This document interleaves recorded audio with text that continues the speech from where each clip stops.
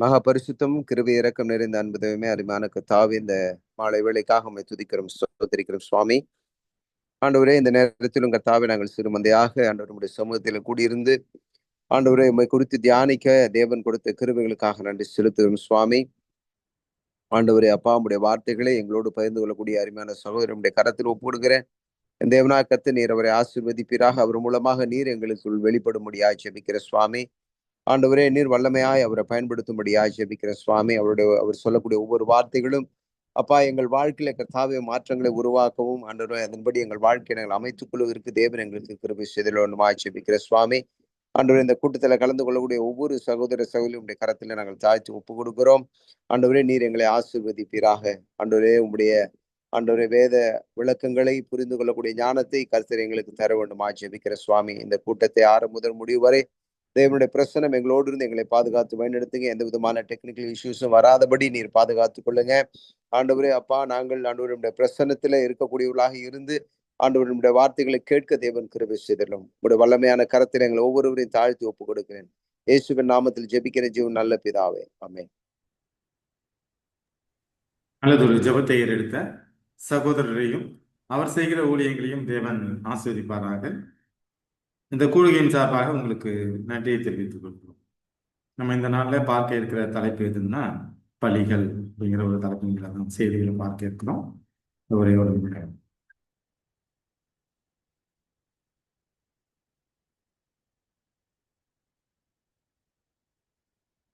என்னுடைய ஸ்கிரீன் தெரியுதுங்களா?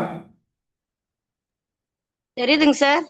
சரிங்க. பலிகள் முதலாவது ஒரு வசனத்தை வாசிப்போம். எபிரேயர் 9வது அதிகாரம் 22வது வசனம். நியாய பிரமாணத்தின்படி கொஞ்சம் குறைய எல்லாம் இரத்தத்தினாலே சுத்திகரிக்கப்படும், ரத்தம் சிந்துதல் இல்லாமல் மன்னிப்பு உண்டாகாது. இந்த வசனம் நமக்கு என்ன சொல்லுதுன்னா, ஒரு மனிதன் ஒரு பாவம் செய்துட்டான், அந்த பாவத்துக்கு மன்னிப்பு எதுன்னா ரத்தம் தான். அது யாருடைய ரத்தம் அப்படின்னா அது கிறிஸ்துவனுடைய ரத்தம். இப்ப நம்ம செய்யற ஒவ்வொரு தவறுக்கும் யாரு தன்னுடைய உயிரை ஜீவனை கொடுத்திருக்கிறாருன்னா கிறிஸ்து தான். இப்ப நியாய பிரமாணத்தின்படி கொஞ்சம் குறைய எல்லாமே ரத்தத்தினால்தான் சுத்திகரிக்கப்படும். ரத்தம் சிந்துதல் இல்லைன்னா மனுஷனுக்கு பாவ மன்னிப்பு கிடையாது. ஸோ இந்த ஒரு வசனத்தோட இந்த டாபிக் உள்ள நம்ம போகலாம். அப்போ ஒரு மனிதனுடைய பாவம் மன்னிக்கப்பட வேண்டும் என்றால் கிறிஸ்து ரத்தம் சிந்தணும், அவர் மரணிக்கணும், அவர் கொலை செய்யப்படணும். இதுதான் தன்னை ஜீவப்பலியாக ஒப்பு கொடுக்கப்படணும். எப்படி வேணா நம்ம எடுத்துக்கலாம். முதலாவது நம்ம மிருகங்களின் பலிகளை குறித்து நம்ம பார்க்கலாம். முதலாவது தலைப்பு என்னன்னா மிருகங்களின் பலிகள். இதற்கு நம்ம எங்க வரணும்? லேவியராகமத்துக்கு வரணும்.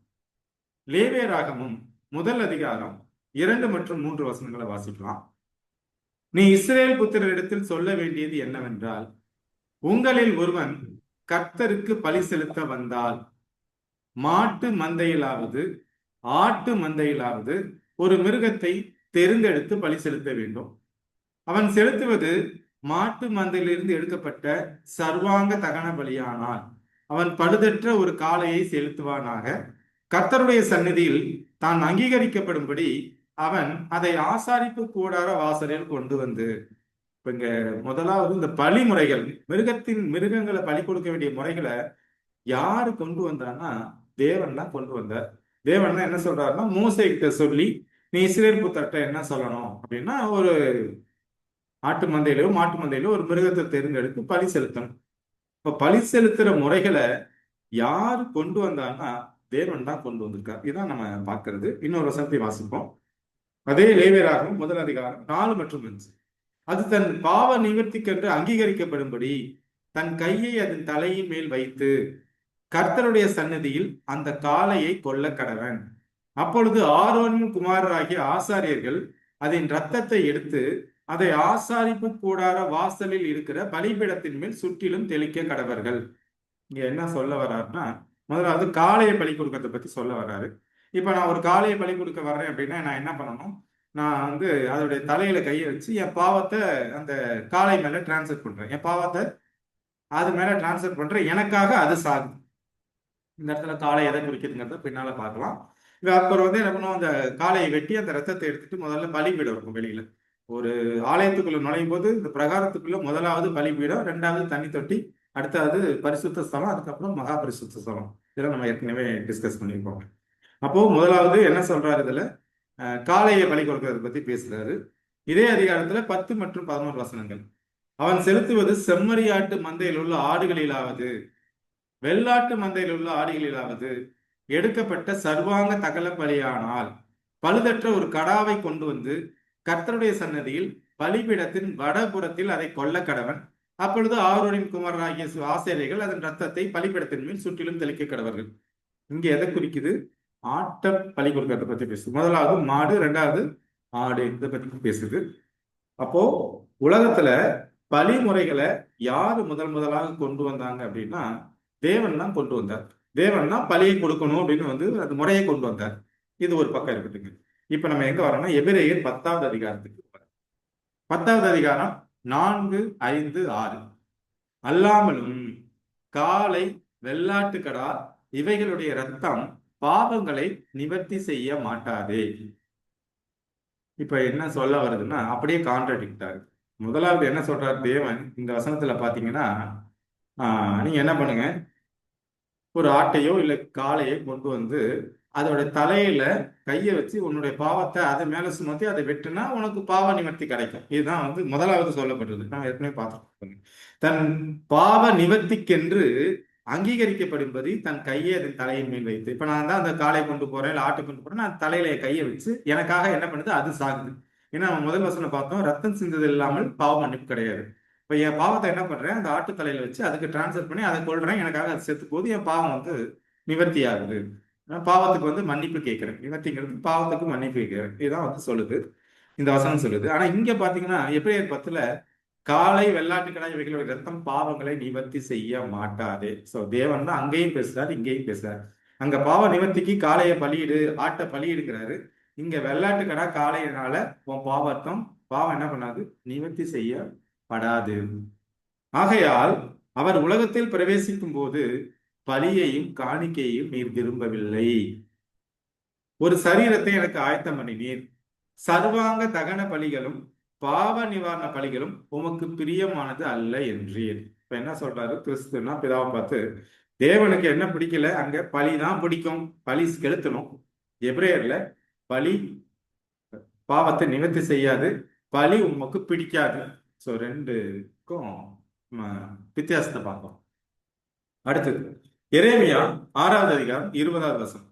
சேபாவிலிருந்து, சேபாங்கிறது எகிப்துல உள்ள ஒரு பட்டணம், சேபாவிலிருந்து வருகிற தூப வர்க்கமும் தூர தேசத்தினுடைய சுகந்த பட்டையும் எனக்கு என்னத்துக்கு, உங்கள் சர்வாங்க தகனங்கள் எனக்கு விருப்பம் அல்ல, உங்கள் பலிகள் எனக்கு இன்பமா இராது. இந்த ரெண்டு வசனங்களும் எரேமியாவிலையும் பார்த்தோம், எபிரேயர்லையும் பார்த்தோம், அங்க லேவியராகமத்துல பார்த்தோம். லேவியராகமத்துல என்ன சொல்றார் தேவன், பலி கொடுக்கணும், இங்க பலி எனக்கு பிடிக்கல.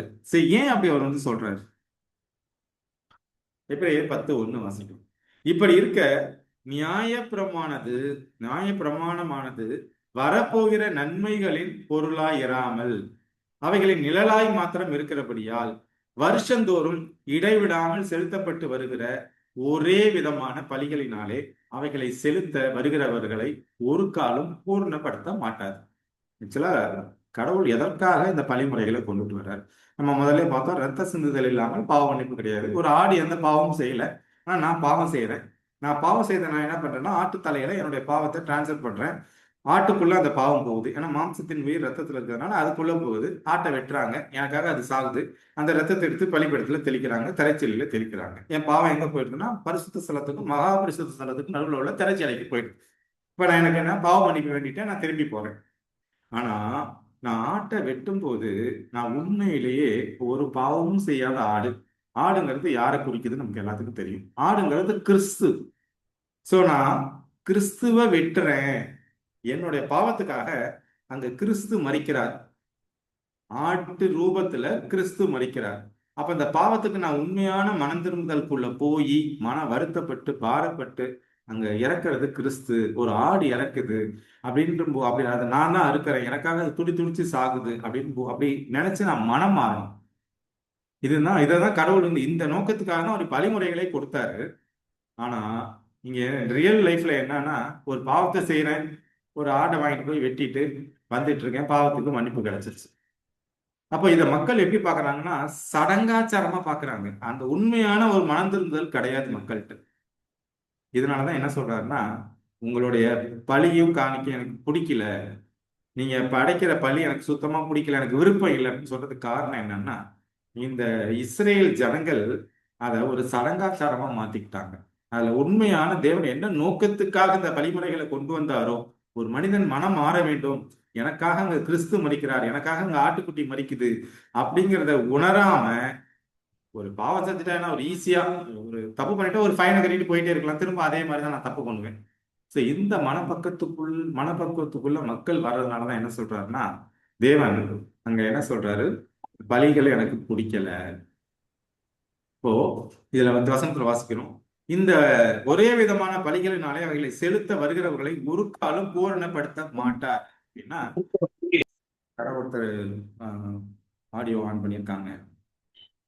அப்போ இருக்கு, ஒரு மனிதன் அந்த ஒரு உண்மையான மறந்துடுதலுக்குள்ள வராம அவங்க என்ன பண்றாங்க, பாவ நிவாரணத்துக்காக அந்த ஆடை பலி செலுத்தும் போது அதனால அவங்களுக்கு ஒரு பிரயோஜனமும் இல்லை, எந்த பிரயோஜனமும் இல்லை.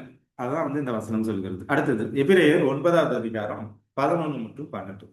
இப்ப கிறிஸ்துவானவர் வரப்போகிற நன்மைகளுக்குரிய பிரதான ஆசாரியராய் வெளிப்பட்டு கையினால் செய்யப்படாததாகிய இந்த சிருஷ்டி சம்பந்தமான கூடாரத்தின் வழியாக அல்ல, பெரிதும் உத்தமமான கூடாரத்தின் வழியாகவும் வெள்ளாட்டுக்கடா இளங்காலை இவைகளுடைய இரத்தத்தினாலே அல்ல, தம்முடைய சொந்த இரத்தத்தினாலும் ஒரே தரம் மகா பரிசுத்த ஸ்தலத்திலே பிரவேசித்து நித்திய மீட்பை உண்டு பண்ணினார். இப்ப இது எல்லாமே நிழல், இந்த பழிமுறைகள் எல்லாமே நிழல். கடைசியா அது எதாவது யாரதான் குறிக்குதுன்னா கிறிஸ்துவ தான் குறிக்குது. அப்ப இந்த ஒரு உணர்த்துதல் மனிதர்கள்ட்ட இல்லாம ஒரு ஈஸியா ஃபைன் கட்டிட்டு போற மாதிரி இதை பண்றதுனாலதான் வரும். எனக்கு என்ன பண்றது, இந்த பழிமுறைகள் பிடிக்கல அப்படின்னு சொல்றாரு. ஆக மொத்தம் அந்த காளை வெள்ளாட்டுக்கடா ஆடு இது யாரை சுட்டி காட்டுதுன்னா கிறிஸ்துவை தான் சுட்டி காட்டுது. ஆக்சுவலா இது நிழல், நிஜம் எது, கிறிஸ்து தான் நிஜம். இப்போ நான் ஒரு ஒரு கல்யாணத்துக்கு ஒரு பெண்ணு பார்க்க போறேன், போட்டோவை பார்த்துட்டேன், பொண்ணை நேரடியா பார்த்துட்டேன். பொண்ணை நேரடியா பார்த்ததுக்கு அப்புறம் போட்டோவுக்கு இம்பார்ட்டன்ஸ் கிடையாது. இப்போ அது போலதான் கிறிஸ்து தன்னை பலியாக கொடுத்ததுக்கு அப்புறம் இந்த சடங்காச்சாரங்களுக்கு இம்பார்ட்டன்ஸ் கிடையாது.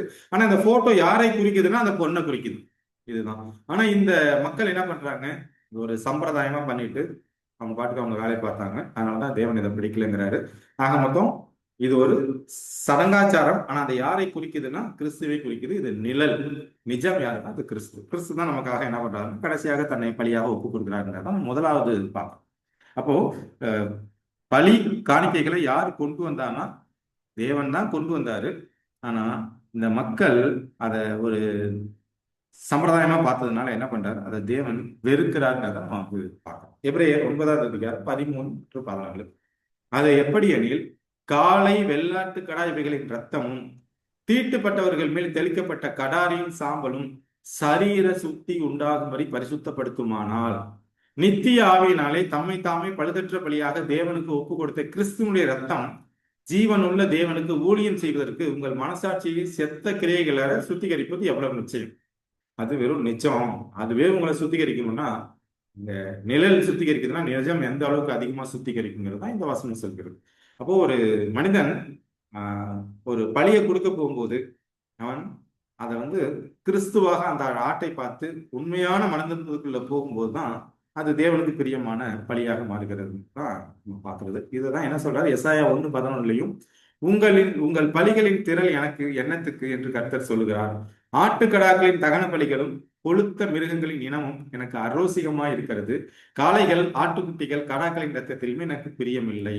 காரணம் நாம தான் காரணம். ஸோ முதலாவது பார்த்தோம், மிருகத்தின் பலியை யார் கொண்டு வந்தா, ஏன் கொண்டு வந்தா, அதன் நோக்கம் எப்படி மாறி போனது.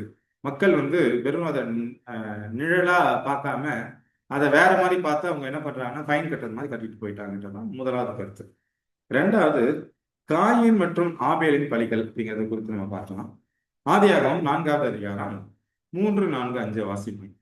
சில நாள் சென்ற பின்பு காயின் நிலத்தின் கனிகளை கர்த்தருக்கு காணிக்கையாக கொண்டு வந்தான். ஆபேலும் தன் மந்தையின் தலையீற்றுகளிலும் அவைகளில் கொழுமையானவைகளிலும் சிலவற்றை கொண்டு வந்தான். ஆபேலையும் அவன் காணிக்கையையும் கர்த்தர் அங்கீகரித்தார், காயினையும் அவன் காணிக்கையையும் அவர் அங்கீகரிக்கவில்லை.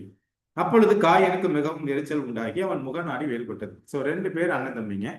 ஒருத்தன் என்ன பண்றான், அவன் வந்து விவசாயம் பண்றாரு. அதனால என்ன பண்றான்னா நிலத்தின் கனிகளை காய்களை கொண்டு வர்றான் கர்த்தருக்கு காணிக்கையாக. இந்த பக்கம் ஆபேல் என்ன பண்றான்னா ஆட்டுக்குட்டியை கொண்டு வர்றான். ஆனா ஒருத்தருடைய காணிக்கையை தேவன் ஏற்றுக்கொண்டார், ஒருத்தருடைய காணிக்கையை ஏற்றுக்கொள்ளல. அவன் அவன்கிட்ட இருக்கிறத கொடுக்குறான், இவன் இவன்கிட்ட இருக்கிறத கொடுக்குறான். இந்த இடத்துல ஏன் தேவன் அதை ஏற்றுக்கொள்ளலை அப்படின்னா, ஆக்சுவலா ஒரு ஒரு மனிதனுடைய எதுக்கு பலி கொடுக்க வர்றாங்க? பாவ மன்னிப்புக்காக தான். செய்த தவறுகளுக்கு தான் தேவன்கிட்ட மன்னிப்பு கேட்க வர்றாங்க. அந்த மன்னிப்பு கேட்கும் போது என் நிலத்துல விளைச்ச காய்கறிகளுக்கு கொடுத்ததுனால எனக்கு என்ன மன்னிப்பு கிடைக்க போகுது? எனக்கு எதனால மன்னிப்பு அப்படின்னா, நம்ம முதல்ல பார்த்தது போல கிறிஸ்துவின் ரத்தத்தினாலதான் எனக்கு மன்னிப்பு, எனக்கு மீட்பு, எனக்கு ரட்சிப்பு. நான் அதை செய்யாம இதை வந்து ஆபேல் புரிஞ்சுக்கிறாரு. அவர் என்ன பண்றாருன்னா, இயேசு கிறிஸ்து ரத்தம் தான் என்னைய சுத்திகரிக்கும், என்னுடைய பாவத்திலிருந்து எனக்கு ரட்சிப்பை கொண்டு வரும், எனக்கு திரும்ப பரலோகத்தை கொடுக்குங்கிறத அவர் புரிஞ்சுக்கிறார் ஆபேல். புரிஞ்சுக்கிட்டதுனால என்ன பண்றாருன்னா, அவர் ஆட்டை பலி கொடுக்குறாரு. ஆனா இவன் அதை புரிஞ்சுக்கல. புரிஞ்சுக்கிட்டாலும் அதை தெரியாத மாதிரி என்ன பண்றாருன்னா காணிக்கையை கொண்டு வரும் அப்படின்னா காய்கறிகளை கொண்டு வரோம். தேவன் என்ன பண்ணலன்னா அங்கீகரிக்கல. இதுக்கான விளக்கம் எங்க வருதுன்னா, நீங்க எபிரேயர் புத்தகத்துக்கு வந்தோம்னா எபிரேயர் 11:4, விசுவாசத்தினாலே ஆபேல் காயினுடைய பலியிலும் மேன்மையான பலியை தேவனுக்கு செலுத்தினான், அதனால அவன் நீதிமான் என்று சாட்சி பெற்றான், அவனுடைய காணிக்கைகளை குறித்து தேவனே சாட்சி கொடுத்தார், அவன் மரித்து இன்னும் பேசுகிறான். இப்போ அவனுடைய விசுவாசம் என்ன? எனக்கு பாவத்திலிருந்து யாரும் மீட்பை கொடுக்க முடியும்னா கிறிஸ்துவினுடைய ரத்தம் தான் கொடுக்க முடியும். சோ இதை அவன் புரிஞ்சுக்கிட்டதுனாலதான் என்ன பண்றான், ஆட்டை கொண்டு வந்து பலி கொடுத்தான். ஆனா காயின் அதை புரிஞ்சுக்காதனால என்ன பண்ற, ஆட்டை கொடுக்கல. சோ அவனுக்கு விசுவாசம் இல்லை. தேவன் தான் எனக்கு மீட்பை கொடுப்பார், அவருடைய ரத்தம் தான் எனக்கு பாவத்தை மன்னிக்குங்கிற விசுவாசம் யாருக்கு இல்லைன்னா காயினுக்கு இல்லை. அதனால அவனுடைய மனசை தேவன் பார்க்கிறார், அவனுடைய காணிக்கைகளை அங்கீகரிக்கல. இங்க ஆபேலுடைய காணிக்கையை தேவன் அங்கீகரிக்கிறதுக்கு காரணம் என்னன்னா அவனுடைய விசுவாசம். கிறிஸ்துவனுடைய ரத்தம் தான் எனக்கு பாவ மன்னிப்பை கொடுக்கும், ரட்சிப்பை கொடுக்கும், மீட்பை கொடுக்கும், அவன் விசுவாசிக்கிறான். வெளிப்படுத்தல் 1:5 மற்றும் 6, உண்மையுள்ள சாட்சியும் மரித்தோரிலிருந்து முதற் பிறந்தவரும் பூமியின் ராஜாக்களுக்கு அதிபதியுமாகிய இயேசு கிறிஸ்துவினாலும் உங்களுக்கு கிருபையும் சமாதானமும் உண்டாவதாக. நம்மிடத்தில் அன்பு கூர்ந்து தமது இரத்தத்தினாலே நம்முடைய பாவங்களற நம்மை கழுவி நம்முடைய பிதாவாகிய தேவனுக்கு முன்பாக நம்மை ராஜாக்களும் ஆசாரியர்களும் ஆக்கின அவருக்கு மகிமையும் வல்லமையும் என்றென்றைக்கு உண்டாயிருப்பதாக. அப்போ ஆபேலுடைய பாவத்தை மட்டுமல்ல, நம்முடைய பாவத்தையும் எதுதான் கழுவும்னா இயேசு கிறிஸ்துடைய ரத்தம் தான். இப்போ தமது ரத்தத்தினாலே நம்மை பாவங்களார நம்மை கழுவி. நம்ம ஜெபம் பண்ணும்போது அப்படித்தானே பண்றோம், ஆண்டவரே உங்களுடைய ரத்தத்தை வச்சு எங்களை சுத்தப்படுத்துங்க, எங்களை கழுவுங்க, எங்களுடைய வியாதிகள் போகணும், பாவங்கள் போகணும், அப்படிதானே ஜெபம் பண்றோம். அப்போ இதை வந்து ஆபேல் புரிஞ்சுக்கிறாரு, நாமளும் புரிஞ்சுக்கணும். இப்போ எதனாலதான் எனக்கு ரட்சிப்பு உண்டுன்னா, நான் செய்யற தர்ம காரியத்தினாலேயோ, நான் செய்யற நல்ல காரியத்தினாலேயோ, இல்ல 4 பேருக்கு நான் 10 பேருக்கு அன்னதானம் போடுறதுனாலயோ, அது வந்து அது ஒரு பகுதி. ஆனா அது எனக்கு ரட்சிப்பை கொண்டு வருமா அப்படின்னா, இந்த உலகத்துல எத்தனை பேர் அன்னதானம் போடுறாங்க, எத்தனை பேர் டொனேஷன் கொடுக்குறாங்க, ஏழைகளை படிக்க வைக்கிறாங்க, அது ஒரு பாட்டு. ஆனா அது என்னை பரலோகத்துக்கு கொண்டு போகுமானா கொண்டுட்டு போகாது. அப்ப எதுதான் எனக்கு வந்து என்னை பரலோகத்துக்கு கொண்டு போகும்னா கிறிஸ்துவனுடைய ரத்தம். அவரால் மட்டும்தான் நான் என்ன பண்ண முடியும், பரலோகத்துக்கு போக முடியுங்கிறத நம்ம புரிஞ்சுக்கணும். வெளிப்படுத்தல் 7:14, அதற்கு நான், ஆண்டவனே அது உமக்கே தெரியும் என்றேன். அப்பொழுது அவன், இவர்கள் மிகுந்த உபத்திரவத்திலிருந்து வந்தவர்கள், இவர்கள் தங்கள் அங்கிகளை ஆட்டுக்குட்டியானவருடைய ரத்தத்திலே தோய்த்து வெளுத்தவர்கள். அப்போ நான் ஒரு பாவி, என் வஸ்திரங்கிறது என்னது, என்னுடைய செயல்கள், நீதிகள். அதான் நம்ம வஸ்திரம் என்னன்னா பரிசுத்தவான்களுடைய நீதிகள் அப்படின்னு நம்ம பார்க்கிறோம். என்னுடைய ட்ரெஸ்ஸை நான் ஆட்டுக்குட்டியானவருடைய ரத்தத்துல, கிறிஸ்துவோடைய ரத்தத்துல நான் தோய்க்கும் பொழுது அது என்ன ஆகுதுன்னா வெண்மையாகுது. ஸோ என்னுடைய அழுக்கான ட்ரெஸ்ஸை நான் என்ன பண்றேன், கிறிஸ்துவோடைய ரத்தத்துல துவைக்கிறேன். துவைச்சோடனே என்னுடைய ட்ரெஸ் என்ன ஆகுதுன்னா வெண்மையாகுது. அப்போ எனக்கு எதுதான் ரட்சிப்பை கொண்டு வரணும்னா கிறிஸ்து தான் எனக்கு வந்து ரட்சிப்பை கொடுப்பார், அவரால் தான் எனக்கு ரட்சிப்பை கொடுக்க முடியும். நான் என்ன பண்ணணும்னா அவருடைய ரத்தத்தினாலே என்னுடைய பாவங்களை கழுவணும்னா நான் அதை புரிஞ்சு அவரை போல நான் மாறணும், அவருடைய குணத்தை போல நான் மாறணுங்கிறத இதுல இருந்து புரிஞ்சுக்கிறோம். இது காயனுக்கு புரியல, ஆபேலுக்கு புரியுது. ஸோ 2வது கருத்தா என்ன பார்த்தோம்னா, ஏன் காயினுடைய பலியை தேவன் ஏற்றுக்கொள்ளல, ஆபேலுடைய பலியை ஏன் ஏற்றுக்கொண்டார்னா அவன் அந்த விசுவாசிச்சான். கிறிஸ்துவால தான் எனக்கு ரட்சிப்புங்கிறத அவன் நம்பினான், ஆட்டை பலி கொடுத்தான், இவன் காய கொடுத்தான். 1வது கருத்து என்ன பார்த்தோம், ஏன் தேவன் வந்து பலிகளை கொண்டு வந்தார் அவரே கொண்டு வந்தார், அவரே எனக்கு பிடிக்கலன்னு சொல்றாரு அப்படிங்கிறது நம்ம முதலாவது கருத்தை பார்த்தோம். அடுத்தது பஸ்கா ஆட்டின் பலி. பஸ்கானா நம்ம எல்லாருக்குமே தெரியும். பஸ்கா ஆடுனா என்ன அப்படிங்கிறது தெரியும். அதுல வசனத்தோட பார்க்கலாம். யாத்திராகமம் 12வது அதிகாரம் 5, 6, 7. அந்த ஆட்டுக்குட்டி பழுதற்றதும் ஆணும் 1 வயது உள்ளதுமாய் இருக்க வேண்டும். செம்மறி ஆடுகளிலாவது வெள்ளாடுகளிலாவது அதை தெரிந்து கொள்ளலாம். இது எங்க நடக்கிற விஷயம்னா எகிப்துல நடக்கிற விஷயம். எகிப்துல அந்த 10 வாதைகள் முடிந்ததுக்கு அப்புறம் 10வது வாதை, அதுக்கு என்ன சொல்றாரு தேவன்? இந்த தலையீட்டெல்லாம் வெட்டுறதுக்கு முன்னாடி என்ன சொல்றாருன்னா, நீங்க என்ன பண்ணுங்க, 1 வயது உள்ள ஒரு ஆட்டுக்குட்டி, அது வெள்ளாடு இல்ல செம்மறி ஆடு ஏதோ ஒண்ணு தெரிஞ்சுக்கோங்க, ஆனா அது பழுது இல்லாம இருக்கணும். அதை இந்த மாதம் 14ஆம் தேதி வரைக்கும் வச்சிருந்து, 14ஆம் தேதி தான் அதை வெட்டணும். 14ஆம் தேதி வரைக்கும் வச்சிருந்து வெளியரங்கமா கட்டி வச்சிருக்கணும், வீட்டுக்கு வெளியில 14ஆம் தேதி வரைக்கும். இஸ்ரேல் சபையின் ஒவ்வொரு கூட்டத்தாரும் சாயங்காலத்துல அதை அடிக்கணும். ஸோ 1 வயசு உள்ள ஆடு பழுது இல்லாம இருக்கணும், ஆண் ஆடா இருக்கணும், 14ஆம் தேதி வரைக்கும் வச்சிருக்கணும், அதை வீட்டுல கட்டி வச்சிருக்கணும். அதுக்கு முன்னாடி அடிக்கக்கூடாது. எந்த நேரத்தில் அடிக்கணும்னா சாயங்கால நேரத்துல அதை அடிக்கணும். அதன் ரத்தத்தில் கொஞ்சம் எடுத்து தாங்கள் அதை புசிக்கும் வீட்டு வாசல் நிலைக்கால்கள் 2லும் நிலையின் மேற்சட்டத்திலும் தெளித்து. ஸோ ஆட்டை என்ன பண்ணுங்க, சாயந்தரமா அடிங்க, அதை வெட்டுங்க, பலி கொடுங்க. அது என்ன ஆடு? பஸ்கா ஆடு. அதை எடுத்து என்ன பண்ணணும், நீங்க ரத்தத்தை எடுத்து அந்த நிலையோடைய 2 சைடு மேல தெளிக்கணும். இப்படி தெளிச்சிங்கன்னா என்ன நடக்கும்? 12, 13. அந்த ராத்திரியிலே நான் எகிப்து தேசம் எங்கும் கடந்து போய் எகிப்து தேசத்தில் உள்ள மனிதர் முதல் மிருக ஜீவன்கள் மட்டும் முதற் பேராய் இருக்கிறவர்களை எல்லாம் அதம் பண்ணி எகிப்து தேவர்களின் மேல் நீதியை செலுத்துவேன், நானே கர்த்தர். நீங்கள் இருக்கும் வீடுகளில் அந்த ரத்தம் உங்களுக்காக அடையாளமாய் இருக்கும். அந்த ரத்தத்தை நான் கண்டு உங்களை கடந்து போவேன். நான் எகிப்து தேசத்தை அழிக்கும் போது அழிக்கும் வாதை உங்களுக்குள்ளே வராதிருக்கும். அப்போ என்னுடைய வீட்டுக்குள்ள, அதாவது இஸ்ரேல் ஜனங்களுடைய வீட்டுக்குள்ள வாத வரக்கூடாதுன்னா அவங்க என்ன பண்ணணும்? 1 வயசு உள்ள ஆடை எடுக்கணும், அதை அந்த 14ஆம் தேதி வரைக்கும் கட்டி வச்சிருக்கணும். 14ஆம் தேதி சாயந்தரம் அதை அடிக்கணும்.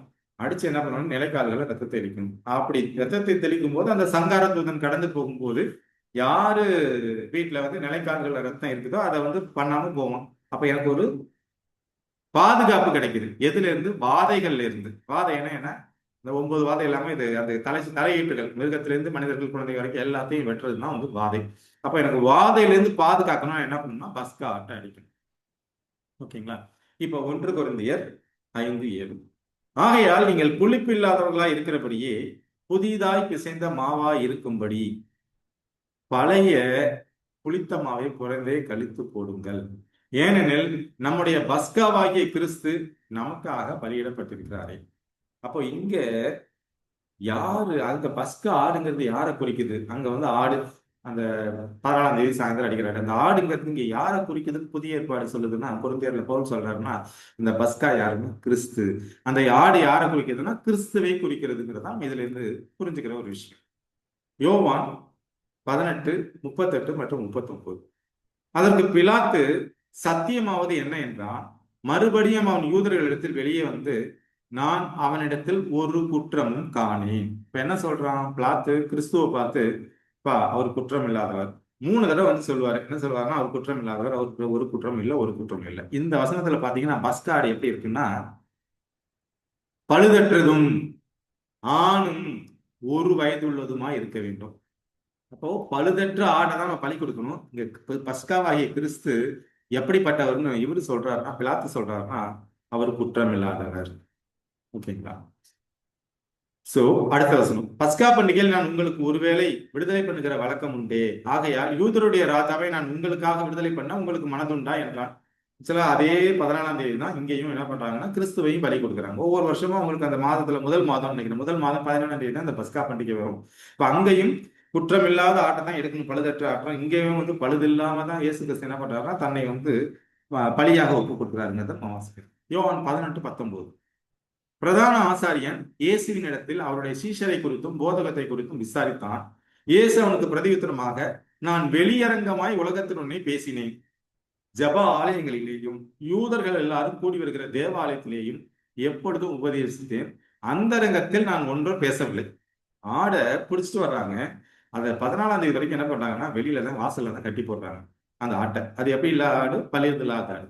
இங்கேயும் கிறிஸ்து பழுதில்லாம அவர்கிட்ட ஒரு குற்றம் இல்லைன்னு பிலாத்துவே சாட்சி சொல்றாரு. இங்க பாத்தீங்கன்னா அது வெளியில தான் இங்க சுத்திக்கிட்டு இருக்காரு. வெளியரங்கமா உலகத்துடனே பேசுறேன், அந்த ரங்கத்துல நான் ஒண்ணும் பேசலப்பா. ஆனா அந்த பேசுற அன்னைக்கே அவங்க அடிக்கல. அந்த 14ஆம் தேதி கரெக்டா பஸ்கா அன்னைக்கு தான் அவரை கொல்றாங்க. இது தேவனுடைய திட்டத்தின்படி தான் அது நடக்குது. அப்போ வெளியரங்கமா அவர் சுத்திக்கிட்டு இருந்தாலும், வெளியரங்கமா உலகத்தில் என்ன சொல்றது, பிரசங்கம் பண்ணிக்கிட்டு இருந்தாலும், போதகம் பண்ணிக்கிட்டு இருந்தாலும், ஆனாலும் அந்த 14ஆம் தேதி தான் அவர் அடிக்கப்படுகிறார். இப்ப வெளியரங்கமா அவர் சுத்திட்டு இருக்கார், பேசிக்கிட்டு இருக்கார். அந்தரங்கத்துல அவர் ஒன்றும் பேசல, ஆனாலும் 14ஆம் தேதி தான் அவர் அடிக்கப்படுகிறார். இந்த வசனத்திலிருந்து புரிஞ்சுக்கலாம். வெளிப்படுத்தல் 14:9 மற்றும் 10. அவர்களுக்கு பின்னே 3ஆம் தூதன் வந்து மிகுந்த சத்தமிட்டு மிருகத்தையும் அதன் சொரூபத்தையும் வணங்கி தன் நெற்றியிலாவது தன் கையிலாவது அதன் முத்திரையை தரித்துக் கொள்கிறவன் எவனோ அவன் தேவனுடைய கோபாக்கினியாகிய பாத்திரத்திலே கலப்பில்லாமல் வார்க்கப்பட்ட அவருடைய உக்கிரமாகிய மதுவை குறித்து பரிசுத்த தூதர்களுக்கு முன்பாகவும் ஆட்டுக்குட்டியானவருக்கு முன்பாகவும் அக்கினியினாலும் கந்தகத்தினாலும் பாதிக்கப்படுவாங்க. இப்போ நமக்கு ஒரு வாதை வரப்போகுது. அது என்னன்னா மிருகத்தின் முத்திரை. மிருகத்தின் முத்திரையை நான் வாங்கிக்கிட்டேன்னா எனக்கு என்ன வரும்? வாதை வரும். அப்ப அங்கே அந்த மக்கள் வாதையிலிருந்து 10 வாதையிலிருந்து தப்பிக்கிறாங்க. இங்க 7 வாதை, அங்க 10 வாதை. அதுல 10வது வாதையிலிருந்து தப்பிக்கிறதுக்கு என்ன பண்றாங்கன்னா பஸ்காட்டை பலி கொடுக்குறாங்க, ரத்தத்தை எடுத்து நிலக்காலில் தெளிக்கிறாங்க, தப்பிச்சுக்கிறாங்க வாதையிலிருந்து. இப்போ இங்க நமக்கு ஒரு வாதை வரப்போகுது, 7 வாதை. அந்த வாதையிலிருந்து நான் தப்பிக்கப்படணும்னா நான் என்ன பண்ணணும்னா மிருகத்தின் முத்திரையை வாங்கக்கூடாது. இங்க மிருகத்தின் முத்திரை எங்க வரும்னு போட்டிருக்காங்கன்னா நெற்றியிலாவது கையிலாவது. சோ இந்த வசனத்துக்கு ஜோடி வசனம் நான் எங்க இருக்குன்னு சொல்றேன். நீங்களே படிச்சு பார்த்து மிருகத்தின் முத்திரைனா என்னங்கிறத புரிஞ்சுக்கோங்க. நான் இதை சொல்றதை விட நீங்களே படிச்சு பார்த்துக்கோங்க. இது உபாகமும் 6வது அதிகாரத்தை நீங்க வாசிச்சீங்கன்னா இந்த நெற்றியில்னா என்ன, கையில்னா என்ன, நம்ம எல்லாருக்கும் எல்லாம் சொல்லுவோம். கையில வைக்கிற சிப்பு, நெத்தியில வைக்கிற சிப்பு, இப்படிதான் வந்து சொல்றோம், நம்ம எல்லாம் சொல்லிக்கிறோம். ஆனா இது வந்து வேதாகமத்துல ஒரு வசனம் சொல்லப்படுதுன்னா அதுக்கான ஜோடி வசனம் கண்டிப்பா இருக்கும். இப்போ ஜோடி வந்து எங்க இருக்குன்னா உபாகமம் 6வது அதிகாரத்துல இருக்கு.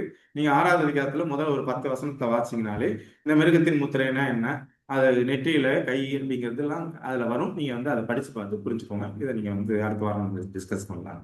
அப்போ நான் வந்து வாதையில மாட்டக்கூடாதுன்னா நான் என்ன பண்ணக்கூடாது? மிருகத்தின் முத்திரையை வாங்கக்கூடாது. மிருகத்தின் முத்திரை உபாகமம் 6வது அதிகாரத்துல இதோடைய ஜோடி வசனம். இதை படிச்சு நீங்க அதை படிச்சீங்கன்னா உங்களுக்கு புரியும். வெளிப்படுத்தல் 15:1. பின்பு வானத்திலே பெரிதும் ஆச்சரியமான வேறொரு அடையாளமாகிய 7 வாதைகளுடைய தூதரை கண்டேன். அவைகளால் தேவனுடைய கோபம் முடிவடைகிறது. இப்போ கிறிஸ்துவுக்கும் கோபம் வரும். நம்ம எல்லாம் பாக்குறது என்ன சொல்றாங்கன்னா அன்பான தேவன் அவரு. அந்த அன்பான தேவன் வந்து எல்லாத்தையும் பரலோகத்துக்கு அழைச்சிட்டு போயிடுவாரு. அவர் வந்து நம்மளால ஒண்ணுமே பண்ண மாட்டார். ஆனா இந்த வசனம் என்ன சொல்லுதுன்னு பாத்துக்கோங்க. மிருகத்தின் முத்திரை நம்ம வாங்கிட்டோம்னா அவன் தேவனுடைய கோபாக்கினையாகிய பாத்திரத்திலே கலப்பில்லாமல் வார்க்கப்பட்ட அவருடைய உக்கிரமாகிய மதுவை குடித்து பரிசுத்த தூதர்களுக்கு முன்பாகவும் ஆட்டுக்குட்டியானவருக்கு முன்பாகவும் அக்கினினாலும் கந்தகத்தினாலும் பாதிக்கப்படும். சோ இது அவருடைய கோபம். என்ன கோபம்னா சாதா கோபம் இல்ல, உக்கிரமாகிய மதுன்னா என்ன? கோபம். சோ அவருடைய அந்த அளவுக்கு அவரு அந்த நேரத்துல அவருக்கு ஒரு கோபம் வரும்ன்றது இந்த வசனத்துல நம்ம வாசிக்கிறோம். இங்க பாத்தீங்கன்னா 7 வாதைகளுடைய 7 தூதரை கண்டேன். இந்த வாதைகளை நம்ம மாட்டக்கூடாதுன்னா மிருகத்தின் முத்திரையை வாங்கக்கூடாது. அவைகளால் தேவனுடைய கோபம் முடிகிறது. அந்த 7 வாதம் முடியும் போதுதான் அவருடைய கோபம் என்ன பண்ணுதுன்னா முடியுது. இப்போ தேவன் இப்போதைக்கு நம்ம கிருபையின் காலத்துல வாழ்றோம், நம்ம செய்யற தவறுகளுக்கு மன்னிப்பு கிடைக்குது. ஆனா அவர் கிருபையை முடிச்சிட்டதுக்கு அப்புறம் அந்த வாதை வரும் பாத்தீங்களா, அப்ப ஒண்ணுமே பண்ண முடியாது. சோ அதனால என்ன பண்ணக்கூடாது? மிருகத்தின் முத்திரையை வாங்கக்கூடாது. மிருகத்தின் முத்திரைனா என்னன்னு நம்ம வந்து பார்க்கணும்.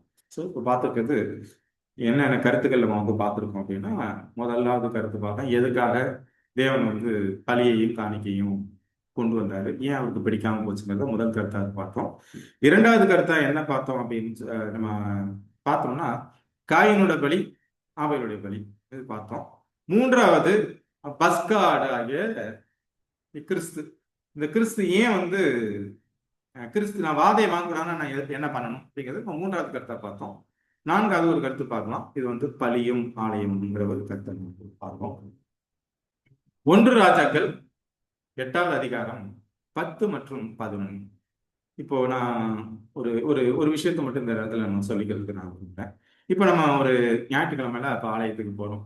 இந்த ஆலயத்துக்கு போகும்போது நம்ம எப்படி போறோம்? ஒரு சந்தோஷமா தானே போறோம். ஆலயத்துக்கு போகும்போது நமக்கு ஒரு சந்தோஷம் இருக்கு. ஆகா, எனக்கு சர்ச்சுக்கு போயிட்டு வந்துட்டு ஒரு மன திருப்தி இருக்கு.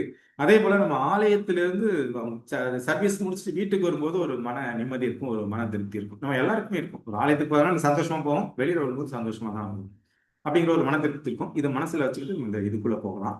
அப்பொழுது ஆசாரியர்கள் பரிசுத்த ஸ்தலத்திலிருந்து புறப்படுகையில் மேகமானது கர்த்தருடைய ஆலயத்தை நிரப்பிற்று. இப்போ முதலாவது ஆலயம் எப்போ இது கட்டப்பட்டுச்சு அப்படின்னா சாலமோனால கட்டப்பட்ட ஆலயம். இந்த கட்டப்பட்ட ஆலயம் வந்து ஆஹ், கட்டி முடிச்ச உடனே அந்த ஆஹ், சாலமன் என்ன பண்ணுவாருன்னா ஆசிரியர்களை வச்சு எல்லாரும் ஜெபம் பண்ணுவாங்க. சாலமன் ஜெபம் பண்ணுவார். ஜெபம் பண்ணும்போது மேகம் வந்து ஆலயத்தை மூடும். அப்படின்னா தேவனுடைய பிரசன்னம் ஆலயத்துக்குள்ள இறங்கும். மேகத்தின் நிமித்தம் ஆசாரியர்கள் ஊழியம் செய்கிறதுக்கு நிற்க கூடாமல் போயிற்று. கர்த்தருடைய மகிமை கர்த்தருடைய ஆலயத்தை நிரப்பிற்று.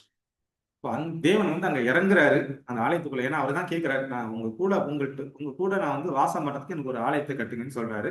ஒரு வாசத்தை கட்டுங்கிறாரு. அதே போல வந்து என்ன பண்றாருன்னா அந்த இடத்துல வாசம் பண்றா. அதான் வந்து நிரம்புது. இது முதல் ஆலயம். இந்த ஆலயம் நேபுகாத்நேச்சார் காலத்துல இடிக்கப்பட்டு போகுது. அடுத்தது இன்னொரு ஆலயம் கட்டுறாங்க. ஆகாய் 2வது அதிகாரம் 3, 4, 5 வாசிக்கலாம். இந்த ஆலயத்தின் முந்தின மகிமையை கண்டவர்களில் உங்களுக்குள்ளே மீந்திருக்கிறவர்கள் யார்? அப்படின்னா முதல் ஆலயம் யாரால இடிக்கப்பட்டு போச்சு? சாலமோனால கட்டப்பட்ட ஆலயம் நேபுகாத்நேச்சாரால இடிக்கப்பட்டு போச்சு. பின்னால வந்த செருபாபேல், எஸ்ரா, நெகேமியா இவர்கள்லாம் என்ன பண்றாங்கன்னா அடுத்த ஆலயத்தை கட்டுறாங்க. எவ்வளவு வருஷம் கழிச்சு? 70 வருஷம் கழிச்சு. 70 வருஷம் எங்க இருக்கிறாங்க? பாபிலோன்ல அடிமைகளா இருக்கிறாங்க. நேபுகாத்நேச்சர் ஆலயத்தை இடிச்சு போட்டு நகரத்தை கொளுத்தி போட்டு என்ன பண்றாரு? இங்க இருக்கவங்க எல்லாம் சிறைப்பிடிச்சிட்டு போயிடுறாரு. 70 வருஷம் அங்க இருப்பீங்கன்னு ஏற்கனவே தேவன் அடிமைகளா இருக்குன்னு சொல்லியிருக்காரு. 70 வருஷம் முடிவில் அங்கேயிருந்து ரிலீஸ் ஆகுறாங்க. வந்து திரும்ப ஆலயத்தை கட்டுறாங்க. அப்போ இந்த சின்ன வயசுல இந்த ஆலயத்தை பார்த்திருப்பாங்களே ஒரு சில குரூப், அவர்கள் இப்போ வயதானவங்களா இருப்பாங்க. இப்ப பாபிலோன் திரும்பி வந்து இந்த 2வது ஆலயத்தையும் பார்ப்பாங்க. அவங்க முதல் ஆலயமும் அவங்களுக்கு தெரியும், 2வது ஆலயமும் தெரியும். இந்த ஆலயத்தின் முந்தின மகிமையை கண்டவர்களில் உங்களுக்குள்ளே மீந்திருக்கிறவர்கள் யாருன்னு ஒரு கேள்வி வருது. இப்பொழுது இது உங்களுக்கு எப்படி காண்கிறது? அதற்கு இது உங்கள் பார்வையில் ஒன்றுமில்லாதது போல காண்கிறது அல்லவா? இப்ப எப்படி கேட்கிறார் ஆகாய் தீர்க்கதரிசி மூலமா தேவன்னா, இப்ப முதல் ஆலயம் பாத்தீங்களே அதோட மகிமை எப்படி இருந்துச்சு? அதுல வந்து மேகத்து மூலமா தேவன் வந்து இறங்கினாரு. ஆனா 2வது ஆலயத்துல அது மாதிரிலாம் இறங்கல. அதோடைய மகிமை வேற, இதோடைய மகிமை வேற. அதை வந்து அதை கட்டுறதுக்காக தாவீது என்ன பண்ணுவான்னு எல்லா பொருளையும் சேர்த்து வச்சிருப்பான். சாலமன் வந்து கட்டுவார். ஆனா இது வந்து கஷ்டத்திலும் பிரச்சனைகள் மத்தியிலும் கட்டப்பட்ட ஒரு ஆலயம். அதனால அந்த மகிமை, அந்த முதல் ஆலயத்துடைய மகிமையே வேற, 2வது ஆலயத்தோட மகிமை அதோட கம்மியா இருக்கும் பாக்குறது. ஆனாலும் ஆகாய் தீர்க்கதரிசி மூலமா தேவன் என்ன பேசுறாரு பாருங்களேன். ஆனாலும் செருபாபேலே, செருபாபேல் தான் முதல்ல ரிசப்ஸ் எடுத்து கட்டுறதுக்கு போவாரு. திடன் கொள் என்று கர்த்தர் சொல்லுகிறார். யோசசாக்கின் குமாரனாகிய யோசுவா என்னும் பிரதான ஆசாரியனே, நீ திடன் கொள். தேசத்தின் எல்லா ஜனங்களே நீங்கள் திடன் கொள்ளுங்கள். ஏன்னா இவங்க அடிமைகளா இருக்கும்போது இங்க தீர்க்க தரிசனம் யார் உரைக்கிறாருன்னா ஆகாய் தீர்க்க தரிசியும் சகரியாவும் தீர்க்க தரிசனம் உரைப்பாங்க. அதனாலதான் அந்த நேரத்துல ஆகாய் தீர்க்க தரிசி நம்ம படிக்கிறது லாஸ்டா படிக்கிறோம். ஆனா இது வந்து எஸ்ரா நெகேமியா காலத்துல அந்த அடிமைகளா இருக்கும்போது தீர்க்க தரிசனம் உரைத்த தீர்க்க தரிசிகள் யாருன்னா ஆகாயும் சகரியாவும். ஆனாலும் செருபாபேலை திடன் கொள் என்று கர்த்தர் சொல்லுகிறார். தேசத்தின் எல்லா ஜனங்களே நீங்கள் திடன் கொள்ளுங்கள், வேலையை நடத்துங்கள் என்று கர்த்தர் சொல்கிறார். நான் உங்களுடனே இருக்கிறேன் என்று சேனைகளில் கர்த்தர் சொல்கிறார். நீங்கள் எகிப்திலிருந்து புறப்படுகிற போது நான் உங்களோட உடன்படிக்கை பண்ணின வார்த்தையின்படியே என் ஆவியானவரும் உங்கள் நடுவிலே நிலை கொண்டிருப்பார், பயப்படாதீங்க. தேவன் என்ன சொல்றாருன்னா, இப்ப உங்க நடுவில் என்னுடைய ஆவியானவரும் இருப்பாரு, பயப்படாதீங்க அப்படின்னு சொல்றாரு. இப்போ இதுல என்ன நம்ம பாக்குறதுன்னா, முதல் ஆலயத்தின் மகிமை ரொம்ப அதிகம். 2வது ஆலயம் அந்த அளவுக்கு மகிமை இல்லை. ஏன்னா அதுல மேகம் வந்து மேக சம்பதுல வந்து யாரும் இறங்கல, பாக்குறதுக்கு அந்த அழகா இல்லை. கஷ்டத்தின் மத்தியில பிரச்சனைகள் மத்தியில கட்டுறாரு. அதே அதிகாரத்துல 2வது அதிகாரம் 7 மற்றும் 9, சகல ஜாதிகளையும் அசைய பண்ணுவேன், சகல ஜாதிகளாலும் விரும்பப்பட்டவர் வருவார், இந்த ஆலயத்தை மகிமையினால் நிறைய பண்ணுவேன் என்று சேனைகளின் கர்த்தர் சொல்லுகிறார். முந்தின ஆலயத்தின் மகிமையை பார்க்கிலும் இந்த பிந்தின ஆலயத்தின் மகிமை பெரிதா இருக்கும் என்று சேனைகளின் கர்த்தர் சொல்லுகிறார். இவ்விடத்திலே சமாதானத்தை கட்டளையிடுவேன் என்று சேனைகளின் கர்த்தர் உரைக்கிறார் என்று சொல்கின்றார். முதல்ல அந்த 2 ஆலயத்தையும் பார்த்த மனிதர்கள் மத்தியில பாத்தீங்கன்னா முதல் ஆலயத்தினுடைய மகிமைக்கு 2வது ஆலயம் ரொம்ப கீழே இருக்கு. ஆனா அங்க ஆகாயத்துக்கு என்ன சொல்றாருன்னா தேவன், முந்தின ஆலயத்துடைய மகிமை பார்க்கலும் இந்தின ஆலயத்தின் மகிமை பெரிதா இருக்கும். ஏன் இது பெரிதா இருக்குன்னா, இந்த 2வது ஆலயத்துல கிறிஸ்துவே உள்ள வர்றாரு. அவருக்காக தானே ஆலயமே. அவரே உள்ள வர்றதுனால இது பார்க்கறதுக்கு அழகு இல்லைனாலும் அதோடைய மகிமையை விட இதோட மகிமை பெரிது. அந்த மகிமையில மேகஸ்தம்பத்துல வந்தார். இதுல ரியலாவே உள்ள தேவன் நுழைகிறார். அதனாலதான் பிந்தின ஆலயத்தின் மகிமை பெரிதா இருக்கும் அப்படின்னு தேவன் சொல்கிறார். அப்போ ஒரு ஆலயத்துக்குள்ள ஆலயத்துல ஆலயத்தோட மகிமையை வச்சு பேசும்போது அது மேகத்தினால் நிரப்பப்பட்டுச்சுதான், தேவனுடைய பிரசன்னம் இருந்தது. ஆனா இந்த தேவனே உள்ள வந்திருக்காருனால இதோடைய மகிமையே வேறுங்கிறத நம்ம பார்க்கலாம். மத்தேயு 1:23 அவன் இதோ ஒரு கன்னிகை கர்ப்பவதியாகி ஒரு குமாரனை பெறுவாள், அவருக்கு இம்மானுவேல் என்று பெயரிடுவார்கள் என்று சொன்னான்.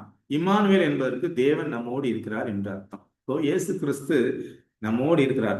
தேவன் நம்மோடு இருக்கிறார். உலகத்தை படைச்சவர், ஆலயமே அவருக்காக தான். அவரே என்ன பண்றாரு? நம்மோடு இருக்கிறாருன்றதான் நம்ம புரிஞ்சுக்கலாம். அதனால இரண்டாவதுடைய ஆலயத்துடைய மகிமையும் பெரிதுங்கிறத நம்ம ஆகாய தீர்க்கதரிசி மூலமா வாசிக்கிறோம். இதுல என்ன சொல்றாரு இயேசு கிறிஸ்து பாருங்க. யோவான் 2வது அதிகாரம் 19 மற்றும் 20. இயேசு அவர்களுக்கு பிரதியுத்தரமாக, இந்த ஆலயத்தை இடித்து போடுங்கள், 3 நாளைக்குள்ளே இதை எழுப்புவேன் என்றார். அப்பொழுது யூதர்கள், இந்த ஆலயத்தை கட்ட 46 வருஷம் சென்றதே, இந்த 2வது ஆலயத்தை நீ இதை 3 நாளைக்குள்ளே எழுப்புவீரோ என்றார்கள். அப்ப அவர் என்ன சொல்றாருன்னா, ஆலயங்கிறத அவர்தான் ஆலயம், அது கட்டடம் கிடையாது, அவர் தான் ஆலயம். அந்த ஆலயத்தை என்ன பண்றாரு, நான் நீ இடிச்சு போடுங்கன்னு அவரை சாகடிக்க போறாங்க. அவர் 3 நாள்ல திரும்ப உயிரோடு வர போறாரு. அதுதான் அவர் சொல்றாரு. அதாவது யூதர்கள் என்ன பண்ணல, புரிஞ்சுக்கல. அவங்க லிட்டரலான ஆலயத்தை, அதாவது கிறிஸ்துவே அவங்க புரிஞ்சுக்கல, அவங்க கிறிஸ்துவே ஏத்துக்கல. அவங்களுக்கு ஒண்ணுமே புரியல. நமக்கு புரியுற விஷயங்கள் அவங்களுக்கு எதுவுமே புரியல. அவங்க என்ன பண்றாங்கன்னா, கட்டடத்தை பாக்குறாங்க. ஆலயங்கிறது யாருன்னா கிறிஸ்துங்கிறத அவங்க மறந்துட்டாங்க. பார்க்கலாம். வெளிப்படுத்துதல் 21வது அதிகாரம் 21 மற்றும் 22. 12 வாசல்களும் 12 முத்துக்களாய் இருந்தன. ஒவ்வொரு வாசலும் ஒவ்வொரு முத்தாய் இருந்தது. நகரத்தின் வீதி தெளிவுள்ள பளிங்கு போல சுத்த பொன்னாய் இருந்தது. அதிலே தேவாலயத்தை நான் காணவில்லை. சர்வ வல்லமை உள்ள தேவனாகிய கர்த்தரும் ஆட்டுக்குட்டியானவருமே அதற்கு ஆலயம். அப்போ அந்த ஆலயங்கிறது யாருன்னா தேவன் தான் ஆலயம். கட்டடங்கிறது ஆலயம் கிடையாது, அவங்க தான் ஆலயங்கிறது தான் இந்த வசனத்துக்கு நம்ம வெளிப்படுத்தல். இப்ப வெளிப்படுத்தல் நம்ம ஒவ்வொன்றுக்கும் நம்ம லிங்க் இதுல இருந்து கொடுத்து பார்க்கலாம். ஆலயம்னா என்ன, மத்தேயுக்கு பார்த்தோம், நம்ம இங்கேருந்து ஆகாய் பார்த்தோம். இப்போ இங்க யார் ஆலயம்னா தேவன் தான் ஆலயங்கிறது நம்ம இதுல இருந்து பார்த்தோம். வெளிப்படுத்தல் 7வது அதிகாரம் 15வது வசனம். ஆனபடியினால் இவர்கள் தேவனுடைய சிங்காசனத்திற்கு முன்பாக இரவும் பகலும் அவருடைய ஆலயத்திலே அவரை சேவிக்கிறார்கள். சிங்காசனத்தின் மேல் வீட்டிருக்கிறவர்கள் இவர்களுக்குள்ளே வாசமாயிருப்பார். சரிங்க. வெளிப்படுத்தல் 4:8. அந்த 4 ஜீவன்களிலும் ஒவ்வொன்று அவ்வாறு சிறகுகள் உள்ளவைகளும் சுற்றிலும் உள்ளேயும் கண்களால் நிறைந்தவைகளுமாய் இருந்தன. அவைகள் இருந்தவரும் இருக்கிறவரும் வருகிறவருமாகிய சர்வ வல்லமை உள்ள தேவனாகிய கர்த்தர் பரிசுத்தர் பரிசுத்தர் என்று இரவு பகல் ஓய்வில்லாமல் சொல்லிக் கொண்டிருந்தன. ஒரு 4 ஜீவன், ஒவ்வொன்றுக்கு என்ன இருக்குன்னா அவ்வாறு சிறைகள் இருக்கு. 6 சிறைகள் இருக்கு.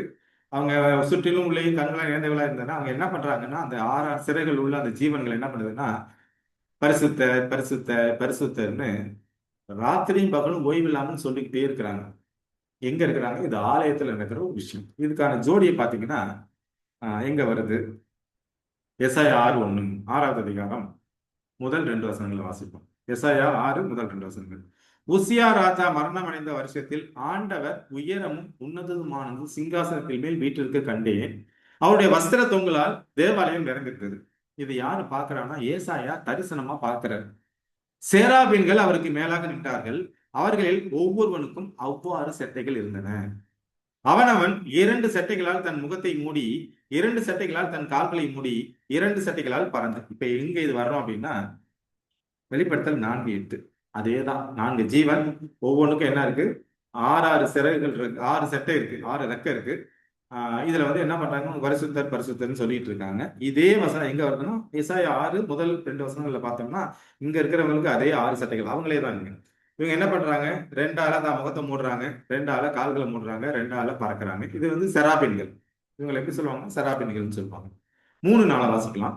ஒருவரை ஒருவர் நோக்கி, சேனைகளின் கர்த்தர் பரிசுத்தர் பரிசுத்தர் பரிசுத்தர், பூமி அனைத்தும் அவருடைய மகிமையால் நிறைந்திருக்கிறது என்று கூப்பிட்டு சொன்னார்கள். கூப்பிடுகிறவர்களின் சத்தத்தால் வாசல்களின் நிலைகள் அசைந்து ஆலய புகையினால் நிறைந்தது. அப்போ ஆலயத்துக்குள்ள தேவன் இருக்கிறார். இந்த தேவனை சுத்தி இருக்கிற பரிசுத்த தூள்கள் என்ன பண்றாங்கன்னா, பரிசுத்தர் பரிசுத்தர் பரிசுத்தர்னு துதிச்சுக்கிட்டே இருக்கிறாங்க. இதை யாரு பாக்குறாருன்னா, ஏசாயா பாக்குறாரு. 5, 6, 7 வாசிக்கிறேன். அப்பொழுது ஏசாயா என்ன சொல்றாருன்னு பாருங்களேன். அப்பொழுது நான், ஐயோ அதமானேன், நான் அசுத்த உதடுகள் உள்ள மனுஷன், அசுத்த உதடுகள் உள்ள ஜனங்களின் நடுவில் வாசமாயிருக்கிறவன். சேனைகளின் கர்த்தராகிய ராஜாவே என் கண்கள் கண்டதே என்றான். இது அவன் பார்க்கறான், தேவனை பார்க்கறான். தேவனை சுத்தி இருக்கிற அந்த தூதர்கள் அவரை பரிசுத்தர் பரிசுத்தருங்கிறத பார்க்கும்போது அவன் வந்து தன்னால் தான் இருதயத்துல குத்தப்படுகிறான். ஐயோ, நான் பாவ மனுஷன், நான் அசுத்த மனுஷன், நான் அசுத்த உதடுள்ள மனுஷன். என் கண்ணு வந்து கடவுளை பார்த்துச்சே. சேனைகளின் கர்த்தராகிய ராஜாவின் கண்களை கண்டது என்றான். அப்பொழுது சேராபீன்களில் ஒருவன் பலிபீடத்திலிருந்து தன் கையிலே பிடித்த குறட்டால் ஒரு நெருப்பு தழலை எடுத்து என்னிடத்தில் பறந்து வந்து அதனால் என் வாயை தொட்டு, இதோ இது உதடுகளை தொட்டதினால் உன் அக்கிரமம் நீங்கி உன் பாவம் நிவர்த்தியானது என்றார். அப்போ ஆலயத்துல யார் இருக்கா? தேவன் இருக்கார். அந்த தேவனை சுத்தி யார் இருக்காங்க? பரிசுத்த தூதர்கள் இருக்காங்க.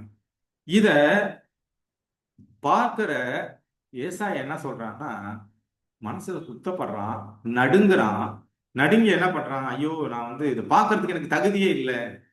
நடுங்கி என்ன பண்றான்? புலம்புறான். அப்பதான் அவனை என்ன பண்றாருன்னா, அந்த செராபீன்ல ஒருத்தன் வந்து ஒரு நெருப்பை கொண்டு வந்து அவனோட வாயில வச்சு சுத்தமாச்சு, நீ பார்க்கலாம் அப்படின்னு சொல்றான்.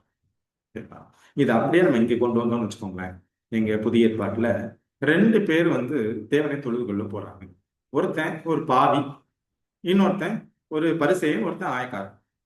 இந்த ஆயக்காரன் போறான், என்ன பண்றான்னா, ஆலயத்துக்குள்ளே அவன் போகல, ஆலயத்தை வெளியே நின்றுட்டான்.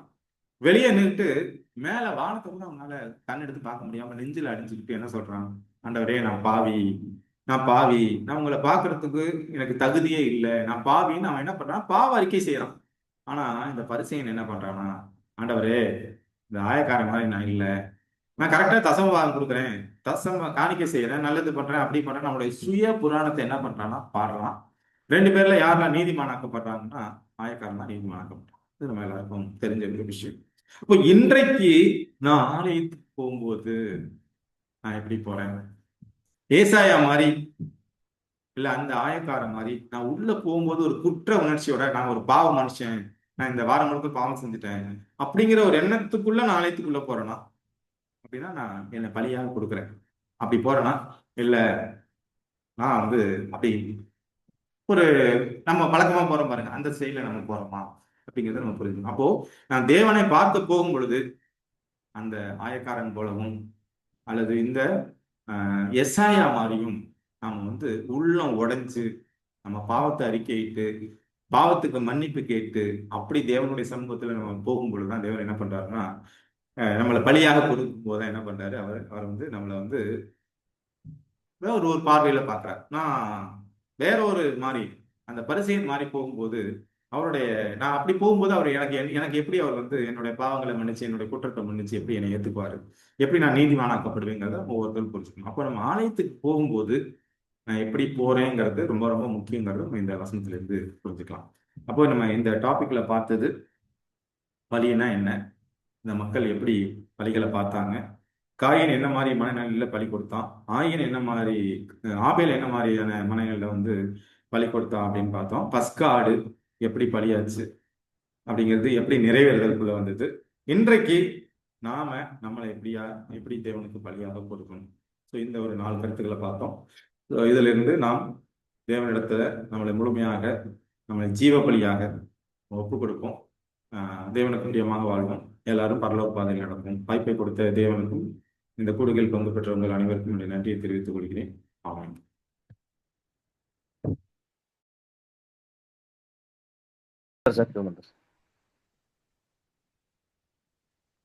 பரலோக தகப்பனே, இந்த மாலை வேலைக்காக உமக்கு நாங்கள் நன்றி செலுத்துகிறோம்.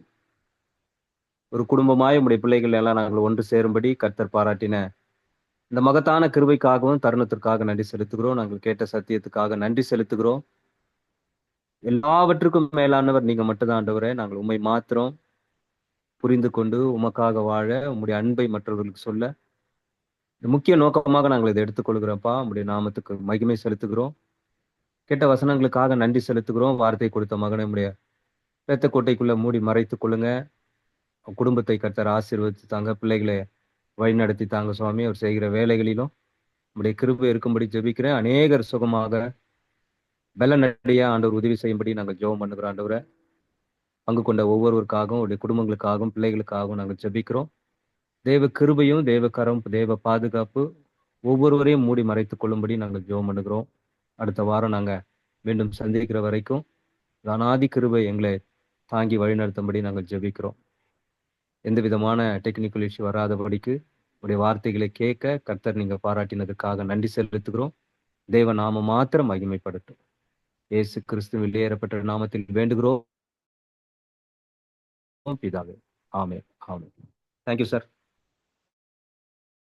Thank you sir. Thanks sir. அவர் சார் அந்த வசனம் வந்துங்க சார், தோல் உடைகளை உருவாக்கி அவருக்கு போத்து